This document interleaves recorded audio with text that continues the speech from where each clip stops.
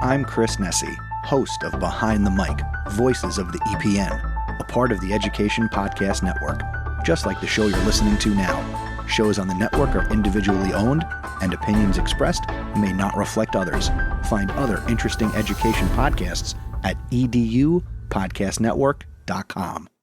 Coming up on episode 233 of the House of EdTech, it's going to be a little bit of a contradiction. Is there too much AI? Also, I want to delve into the role that AI can play to assist you and engage your students in a modern learning environment. I've also got a great EdTech recommendation for editing video on your Chromebooks. Let's start the show. Wait, that's the wrong one. How about we strike up the band?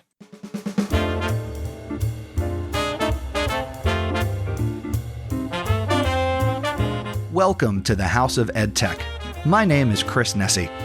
The House of EdTech launched in 2014, giving me the opportunity to speak with teachers, leaders, and creators so you can more effectively integrate technology, strengthen your pedagogy, and have more confidence in your classroom and school so you can make an impact. Get involved with the podcast by visiting my website, chrisnesi.com. Using technology isn't difficult, and this is where it begins. This is the House of EdTech. Welcome back to the podcast. If you're a brand new listener, thank you. If you're a returning listener, welcome back. I'm glad you make this podcast a part of your anytime, anywhere professional development.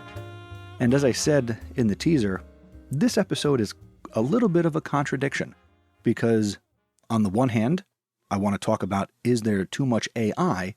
And on the other side, I want to talk about how you can leverage AI as a very powerful teaching assistant. So there's that. I'm kind of at a crossword. Crossword? No, this is not a crossword puzzle. I'm kind of at a crossroad with artificial intelligence. Okay? So bear with me.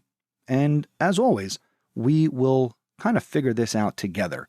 But as we go through this episode and we do the EdTech Thought and the featured content, I want you to think of your questions, your concerns, or even how you're leveraging artificial intelligence, some of your favorite AI tools, and how you're using them.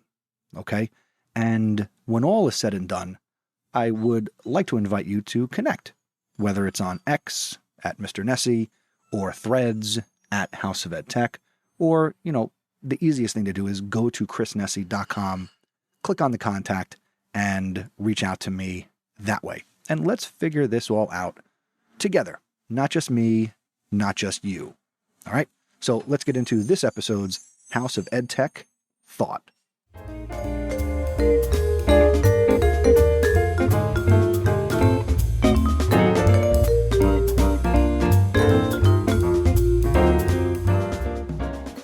So for this EdTech Thought, I'm calling this, is there too much AI?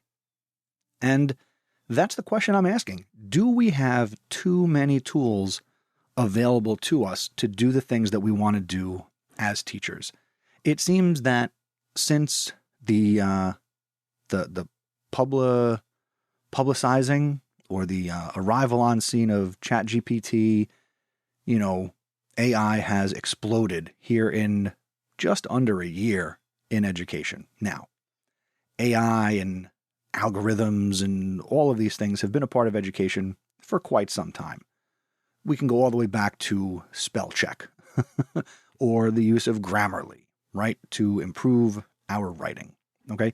But this idea that we can have these large language models create things for us, modify things for us, translate things for us is obviously very powerful, okay? And it is all still very new.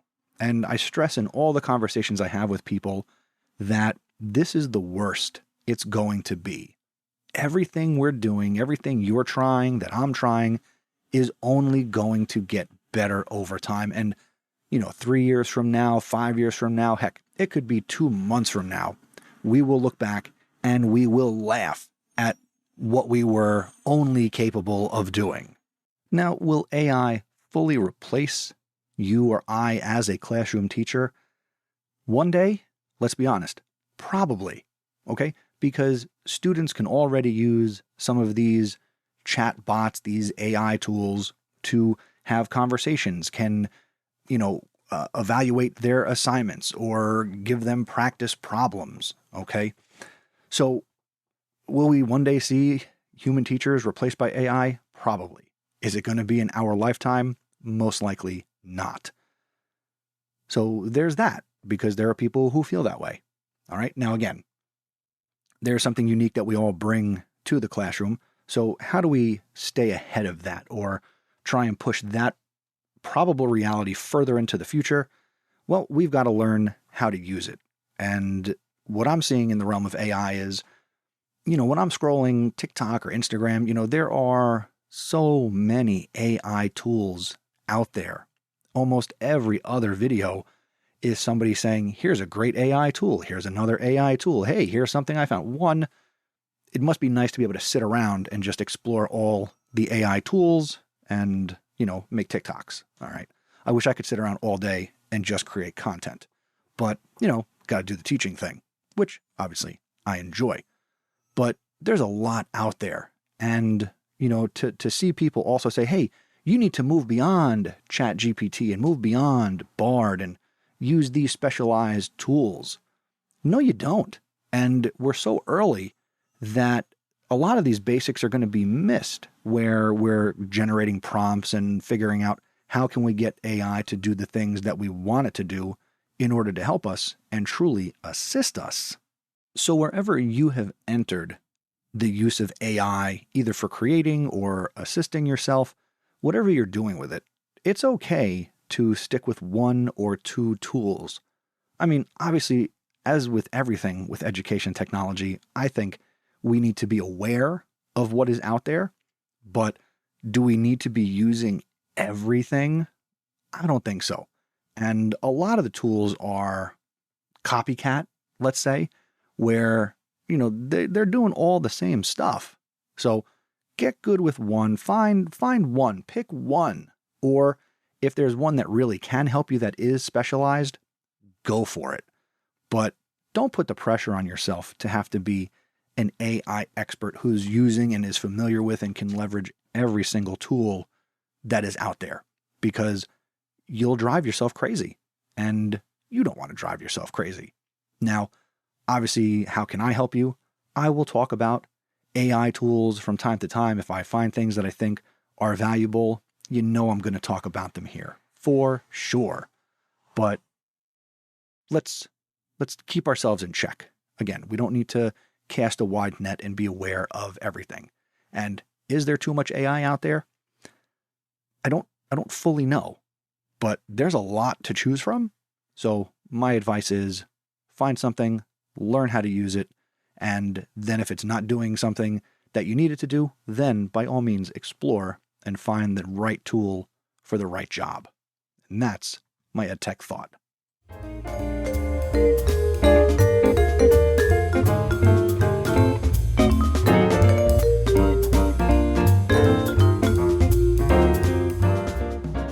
All right, let's give you this episode's EdTech recommendation. And this is a new one for me. Now, maybe you have heard of it, maybe you have used it, and all the more power to you. But today I want to talk about Flixier. That's Flixier. And I'm going to have a link to it in the show notes out at chrisnessy.com/233, or the show notes are a swipe or a tap away in the app you're listening to right now. So what is Flixier?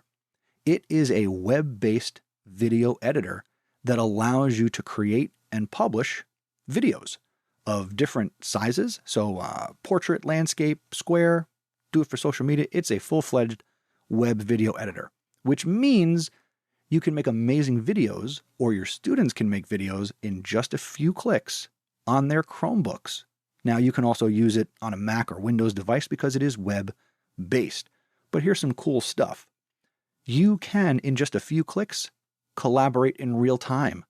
And you can publish in under 3 minutes with what they say is the fastest online video editor. And I've got my students using this right now in history class to make TikTok style videos, really short form videos. So not every kid's got the cell phone, but they've all got their Chromebooks.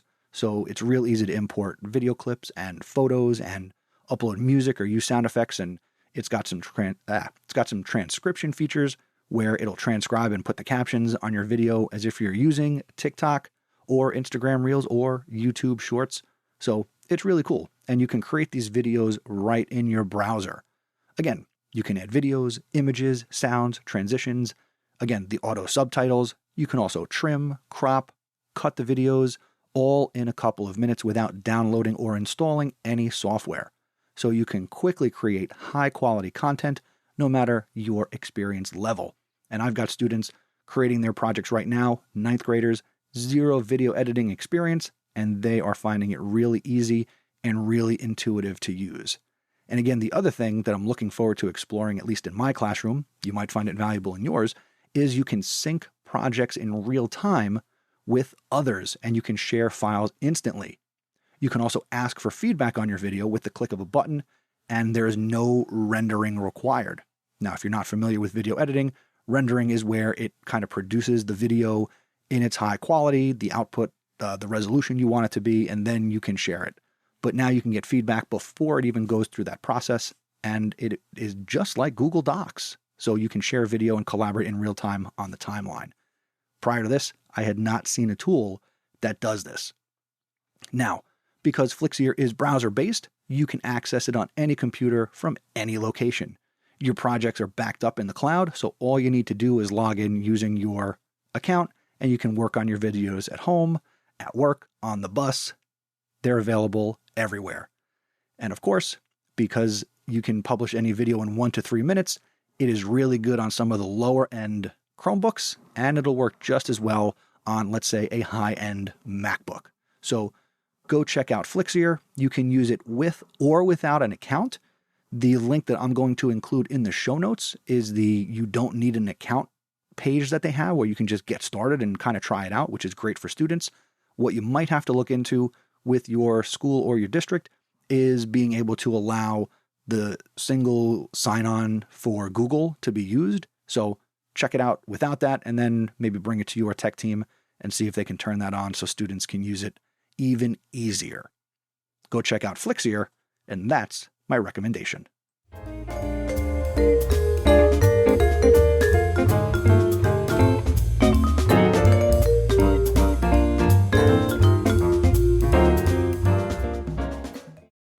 Hello, teacher listening to a podcast. Are you living in a time where you don't have enough time? Are you living in a time where you don't have enough time? Are you living in a time where you don't have enough time to do all the things you want to do? And no, I did not stutter or the computer did not go crazy. We don't have a lot of time. And this is the part of the episode that kind of contradicts the idea of, is there too much AI? But still, I think we should be using AI because it is obviously revolutionizing many parts of our lives. So the continued integration of AI into education stands to show that there are limitless possibilities to enhance our teaching and our student learning experiences. So here is I'll use this loosely, my argument for you to adopt and integrate more AI into what you're currently doing. And think of AI as your new teaching assistant, right? We're teachers. We can't afford real virtual assistants. So let's turn to the technology. So what are some things that it can do? Here are 5 things. Number 1, AI can help personalize the learning. Number 2, it can help with task automation. Number 3, it can help you with smart content creation. Number 4, it provides adaptable access to content and materials. And number 5, it can help you identify any holes or dents in the armor of your classroom vulnerabilities. Okay, let's go into a little detail. So with personalized learning, artificial intelligence can help you tailor the educational journey to the needs of each individual student. I talked on a previous episode about how I was able to create outlines for helping students research, and I was able to use AI to come up with outlines for multiple individual topics that I otherwise wouldn't have had the time to create. All right? Traditional learning systems definitely fall short in addressing the diverse learning paces and styles of students, even though for decades we have been talking about differentiating instruction for each individual student. AI fills that gap. It will allow you to very, very in a detailed way personalize educational programs. AI-embedded games and adaptive learning methods can help to cater to the individual needs of your students. This ability to really customize the learning ensures that every student can better grasp concepts effectively and at their own pace. And this can allow you to foster more inclusive and more equitable learning opportunities. Number 2, automating some tasks. AI takes on a plethora of administrative and value-added tasks, and that can free you up to focus on what matters most. Teaching. You can use certain AI tools to grade tests. You can use AI tools to provide feedback on student writing. You can use AI to help you develop lesson plans, unit plans, give yourself activity ideas, generate enduring understandings, essential questions, lesson plan objectives. And that's just the beginning. Because remember, we're at the beginning where what it can do now, again, and it's going to sound like I'm beating a dead horse here, this is the worst it's going to be. This idea that you can go to a ChatGPT or a Bard and get better at prompt generating and communicating with these large language models, this will not only reduce your workload as a teacher, but it will also allow you to dedicate more time to student interaction and addressing, again, the individual needs of your students. Number 3, smart content creation. AI can assist in the creation of innovative and engaging content. AI can facilitate the information for visualization. It can, with the right tool, offer you 2D and 3D web-based study environments. It can help enhance that learning experience. AI also supports lesson generation, which can provide access to up-to-date study materials in a digital format. Now, some of the copy and pasting is not the easiest, but you've been formatting Google Docs and Microsoft documents for years. So what's a little more formatting to make it look pretty? You can spend more time making it look pretty than starting with that blank page and creating that resource or that material. And this adaptability ensures that learning is not confined to the classroom. And of course, learning can happen anywhere at any time. Number 4, adaptable access. AI helps you make education accessible to all. You can break down language and accessibility barriers. Features like multilingual support and AI-powered translators, can change the game. You have AI tools out there, like I've talked about before, like Gamma, where you can give it a prompt, give it an outline, and it will make your slide deck for you. I'll have links to all these resources in the show notes, and I'll link to the previous episode where I've talked about these tools in a little bit more detail.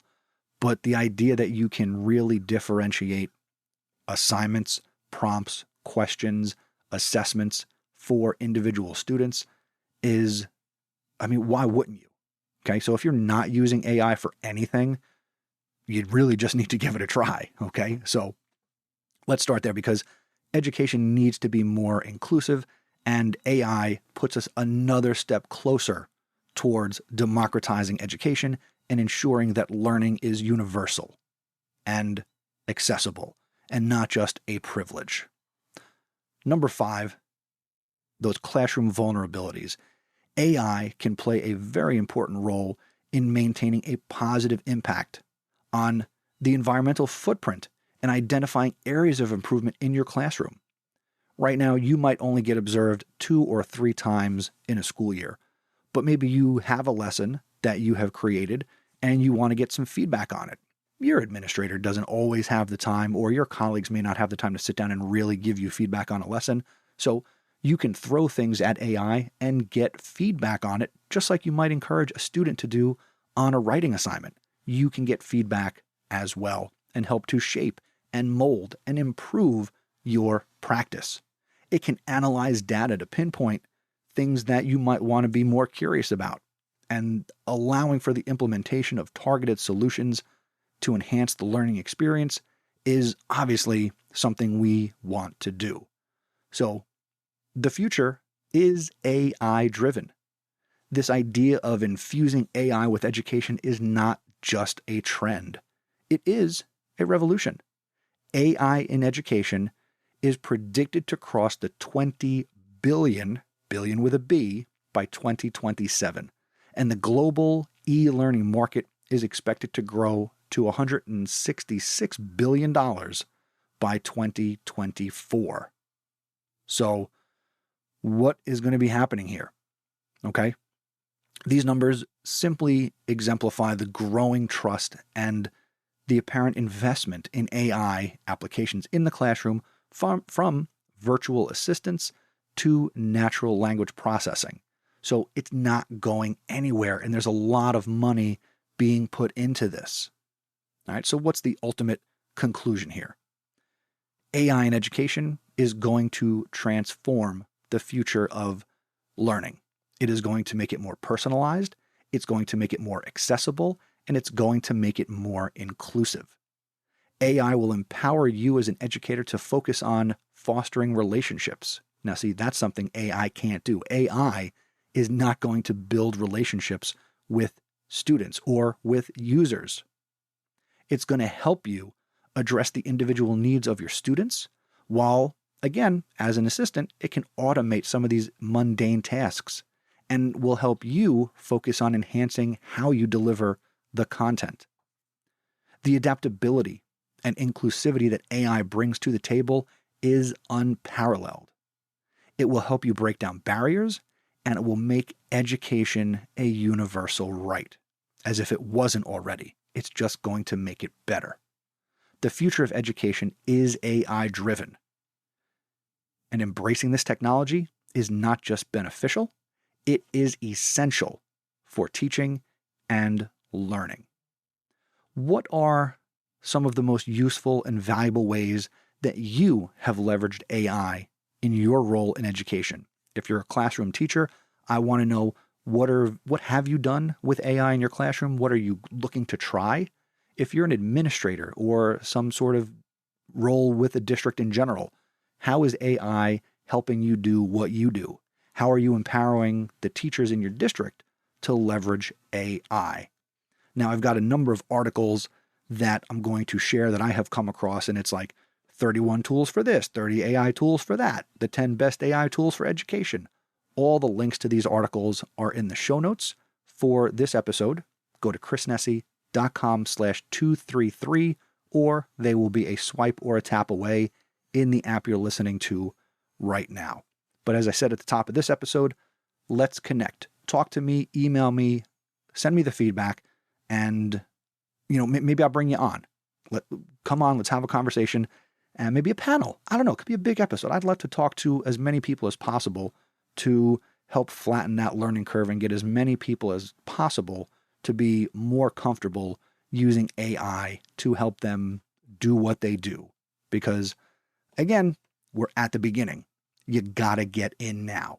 But again, as I said in the EdTech Thought, are there a lot of tools? Yes. But you need to get in. You just need to start. Like with podcasting, just hit record. With AI, just start talking to some computer and start asking it some questions. That's the featured content. Now, what should we give a try?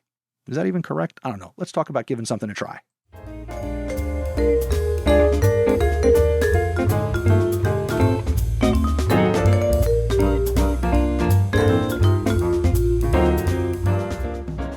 So while I did not get very specific with any one tool, let's go back to ChatGPT and let's talk about the fact that word on page 6 is that ChatGPT and Canva are together now.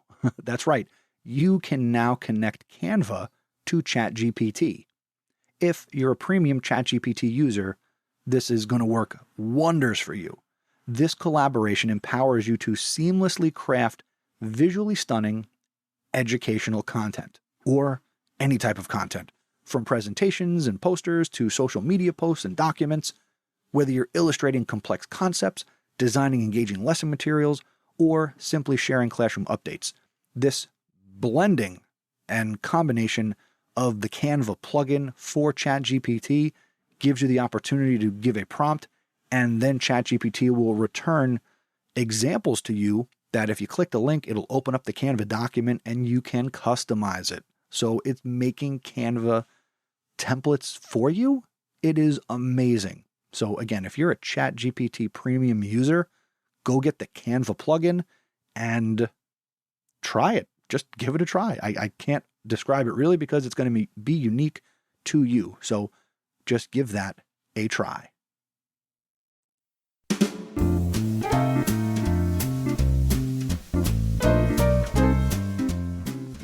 Thank you for listening to this episode of the House of EdTech.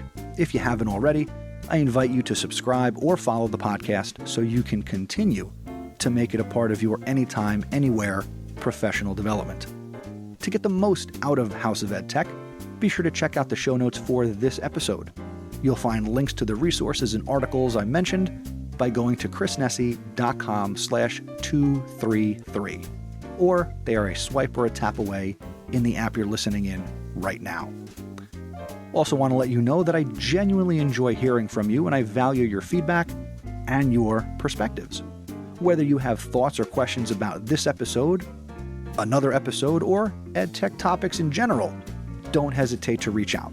You can email me, feedback@chrisnessy.com, or you can go to chrisnessy.com/voicemail. Your input, questions, and suggestions help me create better content and improve the show. So please share your thoughts with me.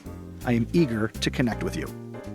If you know someone who would benefit from listening to the show, maybe even this episode, I thoroughly encourage you to share it with them. Spread the word on social media, put out a tweet, a thread, Instagram, share this episode. Your efforts help me reach a wider audience of educators who will get value from the show. So thank you in advance for helping me spread House of EdTech. Lastly, I would like to invite you to become an awesome supporter. If you're getting value from the content, consider joining the likes of Jeff Herb, Peggy George, Dan Gallagher, Mike Messner, Matt Miller, Brian Carpenter, and Aaron Cummings. You can support the show from episode to episode if you're finding value in the show. Simply go to chrisnessy.com/awesome. Your generosity goes a long way to help me continuing to deliver exceptional content to you and the entire House of EdTech community. And speaking of community, as if I didn't ask you to do enough, maybe you want to join the Discord. Go to chrisnessy.com/discord. Join the conversation there, and we can have some fun conversations and go behind the scenes, get some insight, have another way that you and I can chat and connect with each other. I want to throw in quickly here, I saw my book out in the wild. I like to podcast, and you will too. Big shout out to Ben, who is a teacher in my district, had a copy of my book, asked me to autograph it, so that was cool. You can go to chrisnessy.com/I-like-to-podcast to pick up yours today. Next episode of the show is going to be episode 234, and it's going to come your way on October 8th. Until next time, thank you for learning with me, and remember, using technology isn't difficult, just give it a try.